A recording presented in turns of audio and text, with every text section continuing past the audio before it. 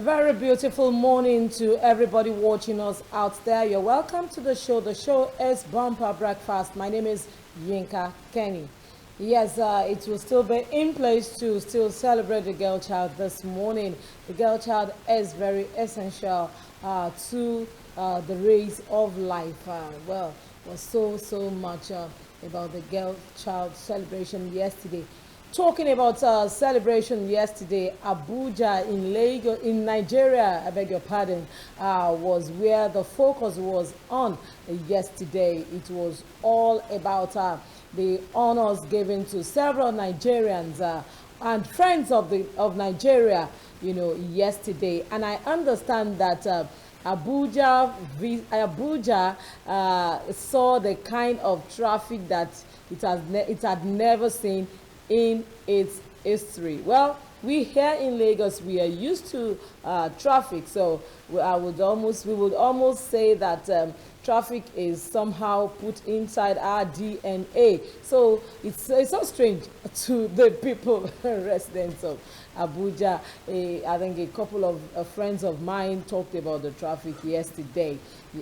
But it's so good to say that this is coming for the first time in the regime, in this present day regime, over 7 years of the President Muhammadu Buhari being acting as the president of Nigeria is doing this for the first time.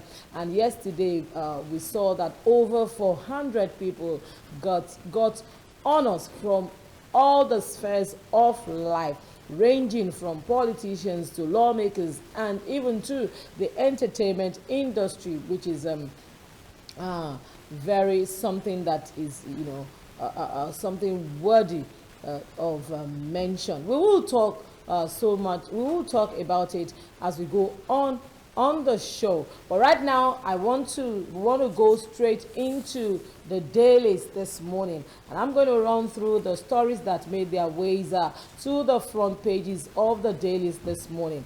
I'm starting with the Punch newspaper, coming with the list story: presidential fleet funding rises to 81 billion naira under Buhari. President fails to uphold pledge to reduce aircraft. And budgets for Aso Villa refreshments jump to 2 billion naira. Nigeria over borrowing to fund non-essential items. And the picture story on the front page of the Punch newspaper features nation building it features the program yesterday at Abuja, and it has been captioned as nation building requires sacrifice. Buhari tells 450 honorees. And Lagos developer defrauds 200 house seekers. Victims blame police. Osinachi's husband abused her. Singer's ex-employees tell court. And flood killed 500, injured 1,546, says federal government. Above the nameplate, we have ASU awaits Buhari on no work, no pay, holds neck meeting. And federal government approves Lekki Epe Airport projects 5 million passengers. Obi unveils campaign team today. Ohaneze louds Afeni Ferry. And beside the nameplate, we have INEC deletes 2.7 million for double registration. I don't know what the fate of all of these people will be. Or Bajana accusation followed due process, and Dangote insists. I move on right now to the Nation newspaper. The Nation is coming with a list story.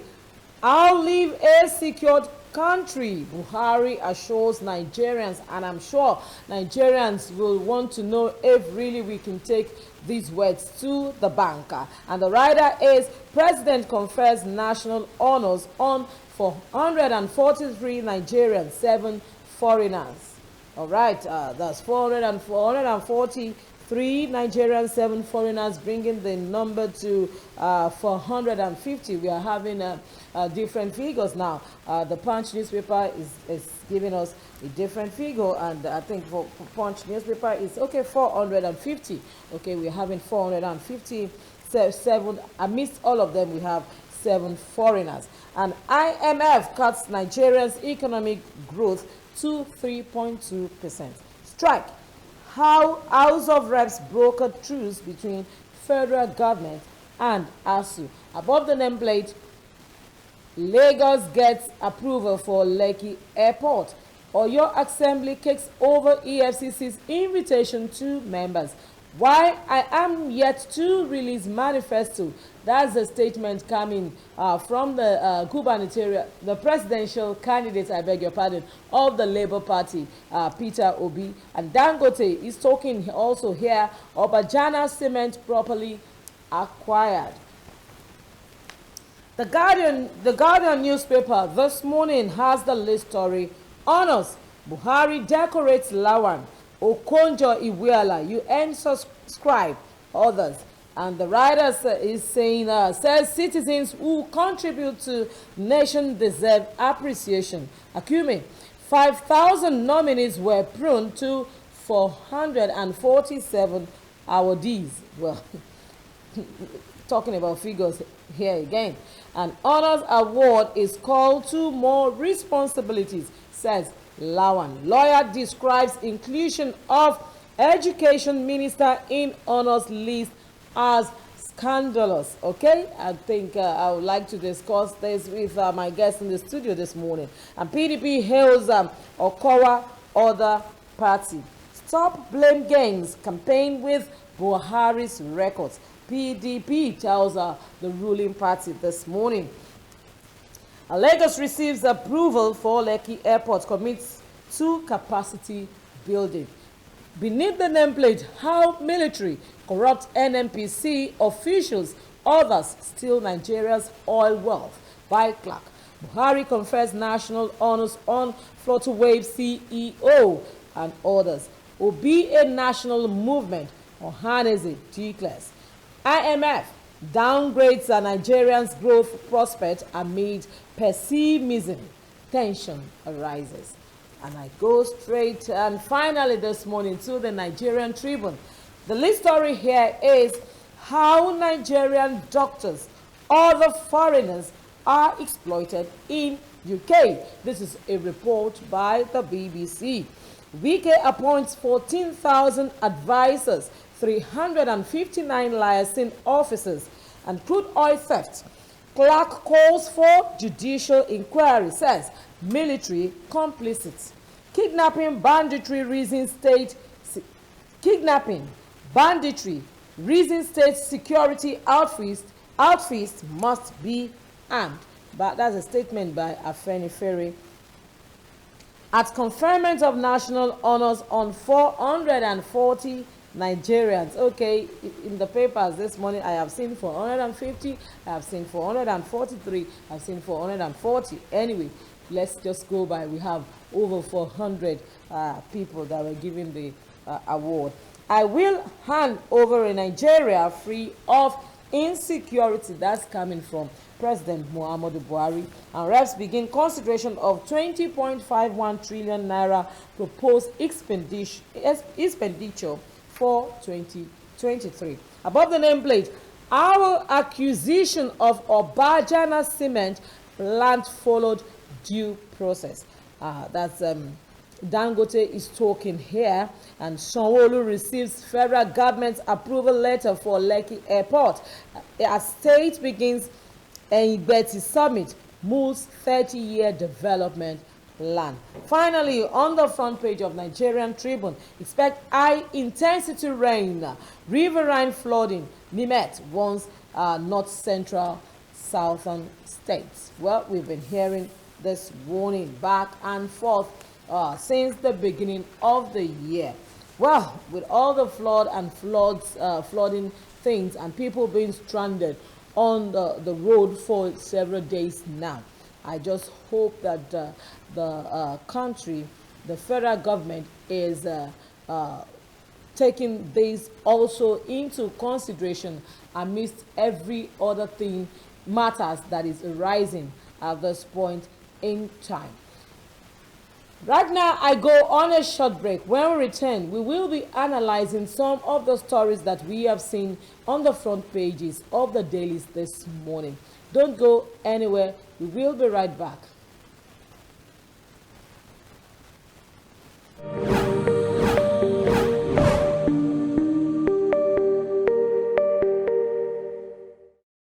The Zenith Better Life promo is back, and it's bigger and better. You could be one of 20 lucky customers to win 150,000 naira every 2 weeks from now till January 31st, 2023. To qualify, simply open a Zenith Bank account and maintain a minimum balance of 5,000 naira.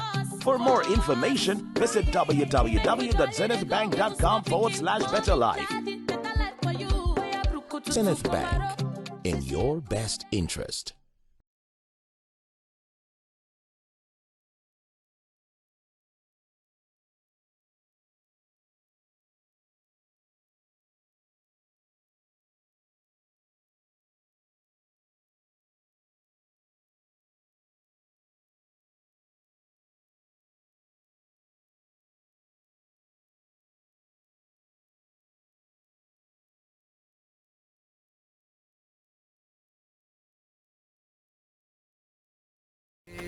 We don't tire for where we dey, oh yeah.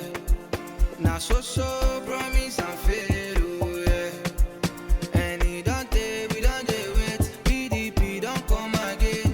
Jando malole she wala matele, oh. Jando for governor. Jando under PDP. Jando 2023. Jando wala matele, oh. Jando for governor. Jando for Lagos.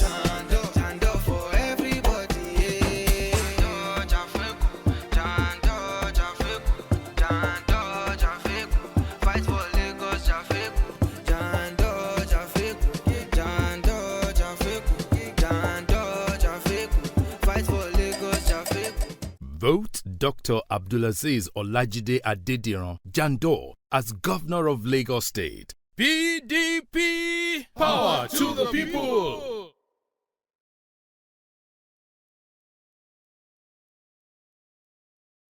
Music is fuel that fires up our souls. Today, African music has a dominant place on the world map. This massive music movement creating waves across the globe. I have seen the evolution and the growth of this industry. But every movement starts with a story. And the best place to start any story is at the very beginning. There's a primordial energy that can only have come from Africa.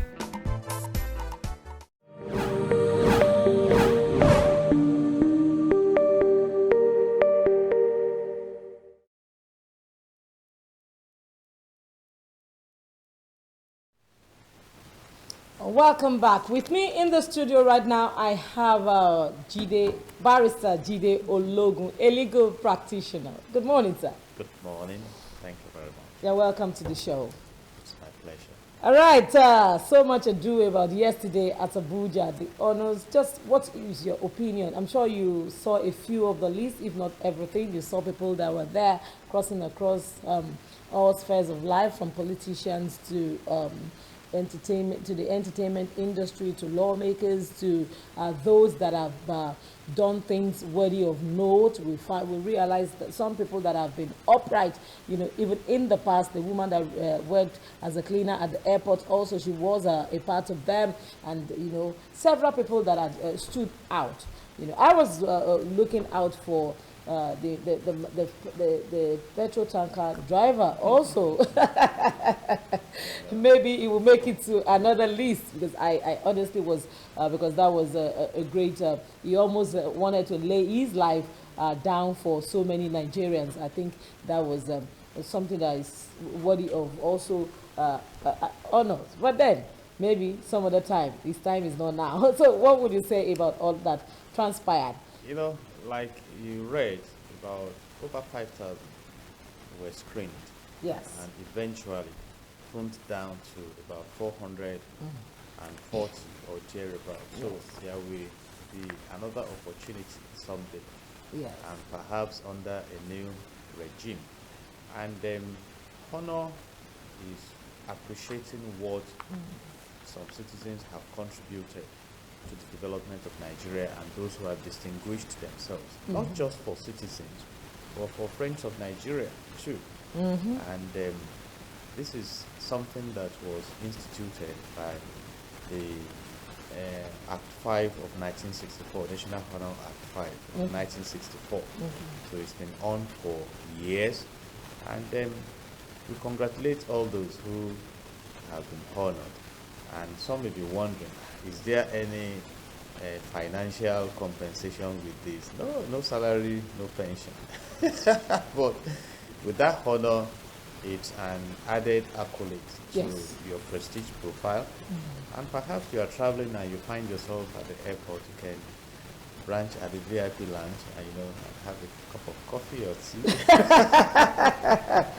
Yes, a So, lot of added and advantage. It's also an encouragement to many who may wonder that if I render service to my nation, will I be recognized? So we say congratulations to them, and of course to President Muhammadu Buhari, who has embraced this opportunity before he leaves office. As we know that in some months to come, he will have to Yes. step aside as the president of Nigeria.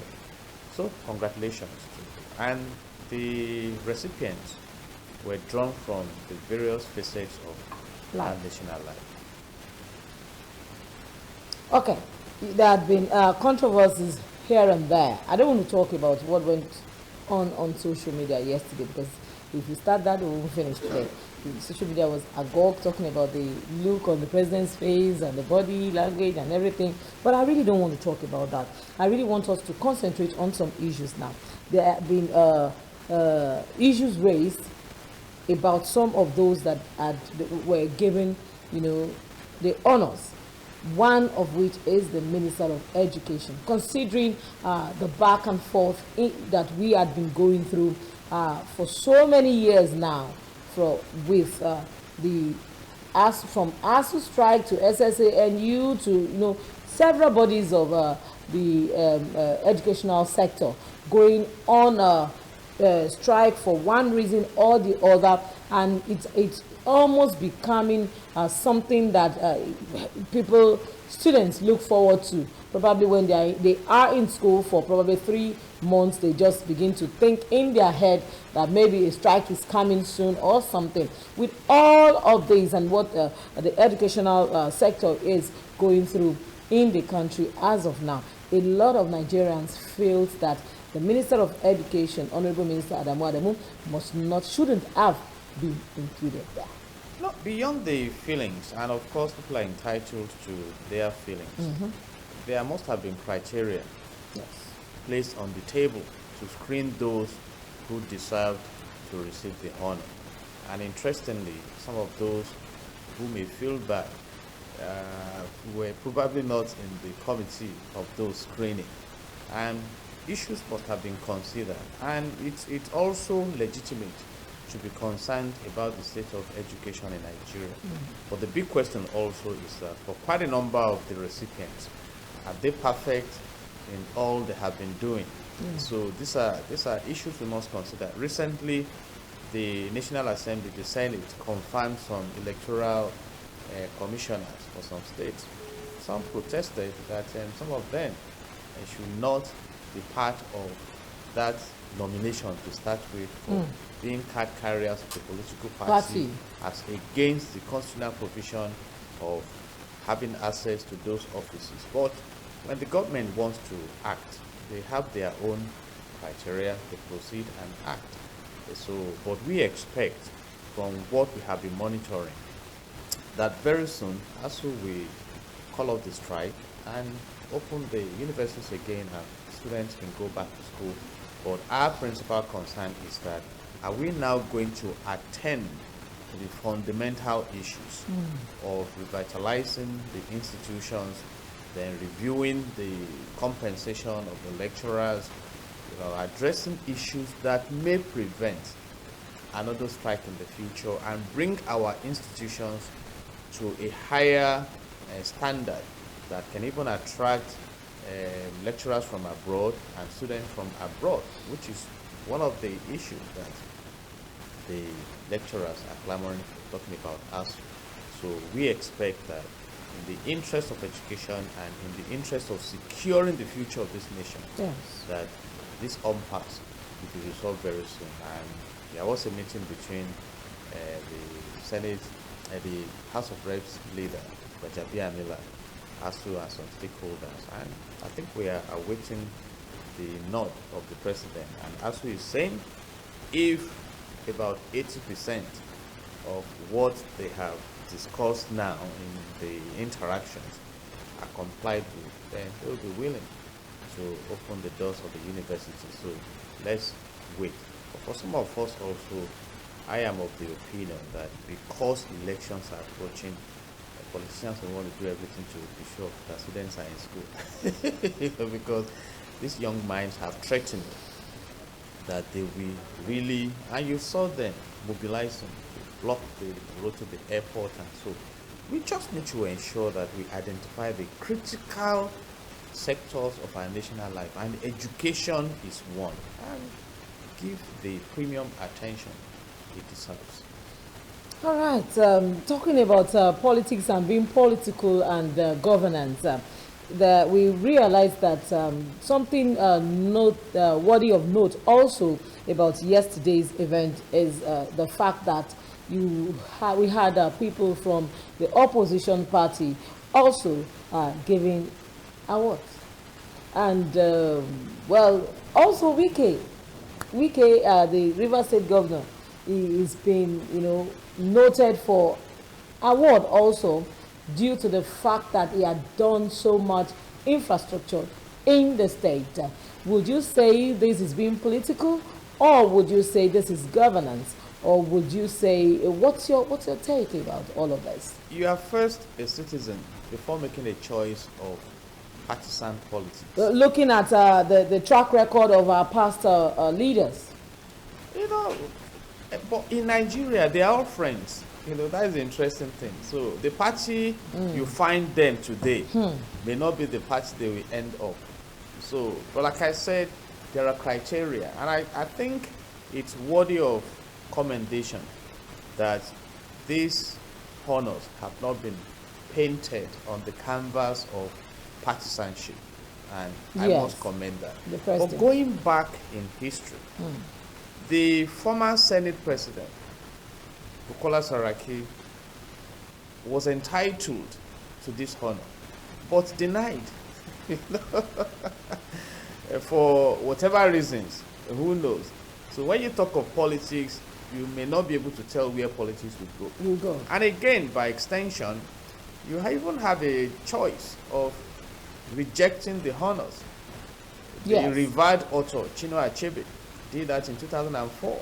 Said he didn't want the honor because he was unsatisfied with the state of the nation. So there are several sides to it, really. So whether political or not political, citizens of Nigeria and friends of Nigeria have been recognized and honored. Like I said earlier, this honor is not saying you are now entitled to 7 oil blocks.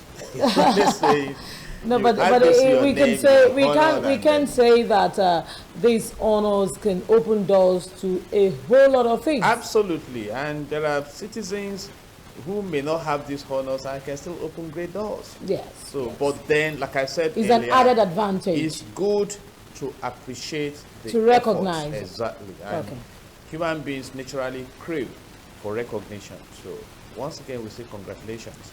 Okay. Still talking about yesterday, because so much came on board yesterday. We had listened to some of the reports yesterday, and I listened to the speech of the president, and before I started even seeing on the the pages of the papers, it's just natural to take a pause, because when I heard that, my natural self just took a pause, and I was like, when the president said, "I'll leave a secured country to the future generation leaders," what is your take about all of this, considering the fact that the president has got less than a year to be there? Great things can still happen, and it's a good thing that the president realizes he needs to leave a secure country when he's taken out of office. He made 3 principal promises before he was elected in 2015: to clamp down on insecurity, to revive the economy of the country, and of course to fight corruption. And if today the insecurity is so traumatic, then he should awake himself to fulfilling the promise. In public relations, we say you walk your talk. And given some of the signs we are beginning to see now, the release of the remaining captives with those who attacked the train between Kaduna and Abuja, the bombardment of the operational base, we expect this government has capacity. So if President Muhammadu Buhari and the Commander-in-Chief of the Armed Forces wants to leave office and recorded by history as the leader of Nigeria when Nigeria experienced the worst insecurity and could do nothing or little about it, so be it. And if he wants to go down in history as a man who within a very short period towards the tail end of his administration was able to restore Nigeria to security, we also honor him for it. So the choice is his, and history cannot be arrested. History is, the historians are in a corner writing quietly.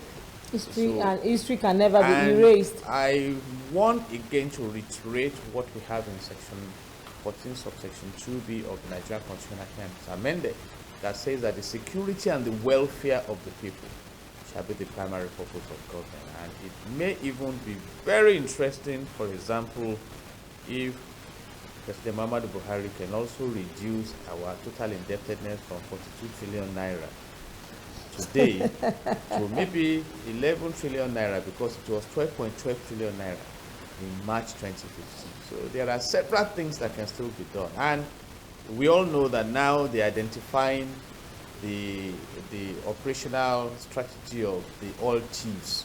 Yes. Who are laying pipes to the high seas. So if also we can have this, and maybe have our refineries working at full capacity before the his tenure expires. So several things are possible, and history will be kind to reverse what they have been recording.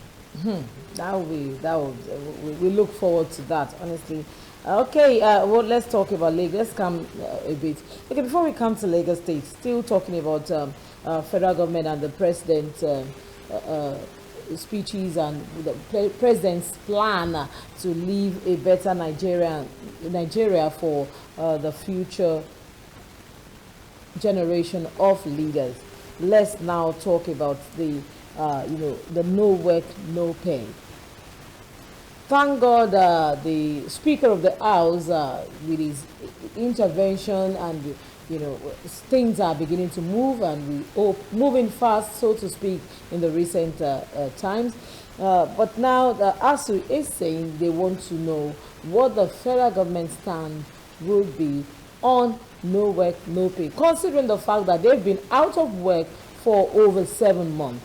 I'm sure what's at the back of their minds will be, does that mean that for 7 months we will not be paid? Do we just go back to the classroom just like that and just act as if nothing happened? What's your take on about this?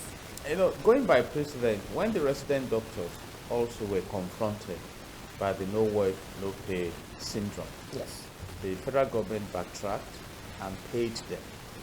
So we expect that now that we are embracing alternative dispute resolution procedure, yes, that the government should consider what we make us to reopen the universities, because now we have tried the judiciary, and I must commend the honorable justices that handled this matter right, in the National Industrial Court, the Court of Appeal, saying that the Court of Appeal said, go and discuss. And the instruction given to us to go back to the classroom was expressed to be in the interest of the nation. But having said that, that cannot rule out the issues for litigation. So there are issues we must attend to, and some are in the school of thought that, okay, why not also give instruction to the federal government by a court order that you also go and pay? But that depends on what the claims of ASU are before the court. So whether we like it or not, we will go back to the round table. Yes. Even after we've gone to the court. And the federal government set up a committee. So where we are going now is to sit down, look at the importance of education, look at the impact. Reportedly, about 21 lecturers have died in Cross River State. We are not even tracking students that are likely to have died. Some students are even now saying that education is not necessary in succeeding in life. So there are different kinds of crises that we have created. So for some of us, the earlier we are through with this, the better. And can we sustainably solve the problem? So that it's not that in another 1 year we are talking about strike again. But that may be difficult if you look at the budget of Nigeria. We have about 20.5 trillion naira budget proposed for 2023. So out of which the expected revenue is about 9.7 trillion. And we are likely to borrow about 8.8 trillion naira to service the. So it's a budget that is arriving distressed. So where do you now find the resources to attend to the needs of reviving the academic institutions that we have? Except that we look inward and safeguard our revenue sources. If we can deal with the oil thieves, because I read a report that troubled me. I think in August, we lost enough oil that could have earned us about 120-something billion naira in just 1 month. So if we can block all these and restructure our economy to be productive, then we can solve some of these problems. They are not insurmountable. And that is why many of us are hopeful that Nigeria will rise again. So it's a matter of how we manage our resources. So there are issues on ground. But right now, let's see how the stakeholders leakages will come together and resolve this ASU crisis and sustainably so. Okay, finally, quickly, before I let you go, we cannot but talk about the very good one that is coming to the shores of Lagos State and Lagosians, talking about the approval of the Lekki Epe Airport project, and it's happening in this time of President Governor Babajide Sanwo-Olu. What would you say about this? Center of excellence, and Lagos is blessed. I've said it before, any society that is beside the ocean and is poor must have a rethink. You see, God has blessed Lagos, and Lagos will keep on advancing. And you can see proactively a lot of investment that have been going into that region. So having an airport there, we do a lot, expose these investments to the world, foreign direct investment. And that's why some of us are clamoring for peace in the land.